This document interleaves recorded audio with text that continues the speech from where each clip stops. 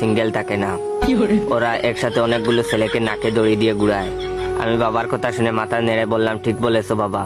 সাদিয়া দেখছে কিছুটা চাকমাদের মতো। এইবার মা আমার ডান গালে আবারও থাপ্পড় মেরে বলল, সাদিয়া তুই তো একসাথে বড় হয়েছিস, সাদিয়া প্রেম করলে তুই কি তা জানতি না? আমি মাথা নেড়ে বললাম, তা ঠিক বলেছো মা, সাদিয়া কারোর সাথে প্রেম করে না করলে আমায় অবশ্যই বলতো।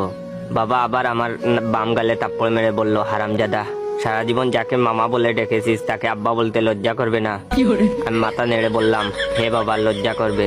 মা আবার আমার ডান গালে থাপ্পড় মেরে বলল, লজ্জার কিছু নেই, বিয়ের পর অভ্যাস হয়ে যাবে।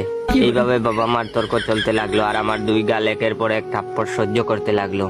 কয়েকদিন পর বাবার আপত্তি থাকার পরে মার জোরাজুরিতে আমার আর সাদিয়ার বিয়েটা হচ্ছে। আমি যখন কবুল বলতে যাব তখন বাবা আমার ডান কানের কাছে এসে বলল, সি সি সি, তুই তোর বাবার সম্মানের কথা ভাবলি না? যাকে এতকাল শালা বলে ডেকেছি তাকে কি করে এখন